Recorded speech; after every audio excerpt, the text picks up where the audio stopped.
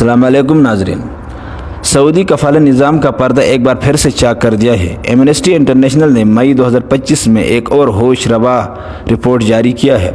Report میں کہا گیا ہے کہ سعودی عرب میں کام کرنے والی کینیا کی گھریلو ملازماؤں کے ساتھ ہونے والی شدید استحصال اور نسلی امتیاز کی تفصیلات بیان کی گئی ہیں۔ یہ رپورٹ 72 خواتین کی عینی شہادتوں پر مبنی ہے جنہوں نے سعودی عرب میں کام کے دوران اپنے ساتھ ہونے والے مظالم کی تفصیلات فراہم کی ہیں۔ یہ رپورٹ کفالہ سسٹم آجر کو مکمل اختیار دیتا ہے۔ اس رپورٹ میں یہ نشاندہی کی ہے جس کے تحت ملازماؤں کا اقامہ، خروج، وعدہ اور ملازمت کی تبدیلی آجر کی اجازت سے مشروط ہوتی ہے۔ اس نظام کے تحت خواتین اکثر آجر کے رحم و کرم پر ہوتی ہیں اور ان کے حقوق محدود ہوتے ہیں۔ کام کے حالات: خواتین کو روزانہ 16 گھنٹے سے زائد کام کرنا پڑتا ہے بغیر کسی چھٹی کے، اور اکثر انہیں تنخواہ نہیں دی جاتی۔ انہیں جسمانی، ذہنی اور جنسی استحصال کا سامنا کرنا پڑتا ہے۔ استحصال کی اقسام میں پاسپورٹ اور فون کی ضبطی، کھانے اور آرام کی کمی، جسمانی اور جنسی تشدد اور قید جیسی صورتحال شامل ہیں۔ سفارتی مدد کی کمی ہے۔ کینیا کی سفارت خانہ پر الزام ہے کہ وہ متاثر خواتین کو مؤثر مدد فراہم نہیں کرتے۔ رپورٹ میں بتایا گیا کہ سفارت خانے نے ان خواتین کی شکایت کو نظر انداز کیا اور ان کی مدد کے لیے کوئی مؤثر اقدام نہیں کیا۔ بین الاقوامی معاہدوں کی عدم توثیق: نہ تو کینیا اور نہ ہی سعودی عرب نے گھریلو ملازمین کے حقوق کے تحفظ کے لیے بین الاقوامی معاہدوں کی توثیق کی ہے۔ ایجنسیوں کی باضابطگیاں: ایجنسیوں پر الزام ہے کہ وہ خواتین کو جھوٹے وعدوں پر بیرون ملک بھیجتے ہیں اور بعد میں ان کی مدد نہیں کرتے۔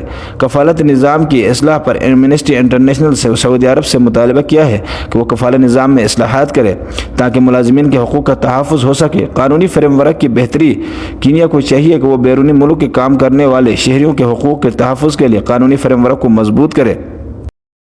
دونوں ممالک کو چاہیے کہ وہ ایجنسیوں کی نگرانی کریں اور ان کے خلاف سخت کارروائی کریں جو ملازمین کے ساتھ دھوکہ دہی کرتے ہیں۔ کینیا کی سفارت خانے کو چاہیے کہ وہ متاثرہ خواتین کو مؤثر مدد فراہم کریں اور ان کی شکایت کا فوری ازالہ کریں۔ سعودی عرب میں کام کرنے والے کینیا کی گھریلو ملازموں کی تعداد تقریباً 1,50,000 سے زائد ہے۔ رپورٹ میں شامل 72 خواتین نے استحصال اور بدسلوکی کے واقعات کی تفصیلات فراہم کی ہیں۔ اس کے علاوہ ایک اور وار بھی سعودی کفالہ نظام پر ہیومن رائٹ کی طرف سے آیا ہے۔ ہیومن رائٹ واچ نے اور دیگر تنظیموں نے سعودی عرب میں world cup 2034 FIFA world cup 2034 کی تیاریوں کے دوران غیر ملکی مزدوروں کی ہلاکتوں پر بھی تشویش کا اظہار کیا ہے۔ اس رپورٹ کے مطابق بھی مزدوروں کو غیر محفوظ حالات میں کام کرنا پڑ رہا ہے جس کے نتیجے میں متعدد ہلاکتیں ہوئی ہیں۔ حکام پر الزام ہے کہ وہ ان ہلاکتوں کو مناسب تحقیقات نہیں کر رہے اور اموات کی وجوہات کو قدرتی قرار دے کر چھپایا جا رہا ہے۔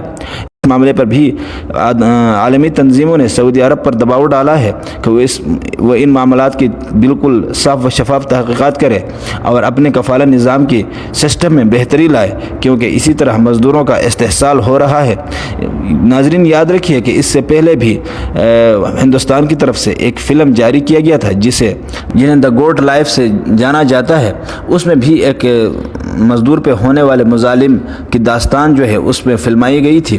اسی لیے سعودی عرب میں اب مزدوروں کے حوالے سے عالمی تنظیمیں بالکل متحرک ہو چکی ہیں اور سعودی عرب پہ بار بار دباؤ ڈالا جا رہا ہے۔ ناظرین، آج کی اہم خبر کے ساتھ ہمیں دیجیے اجازت۔ انشاءاللہ آتے ہیں ایک اور سٹوری کے ساتھ۔ اللہ حافظ۔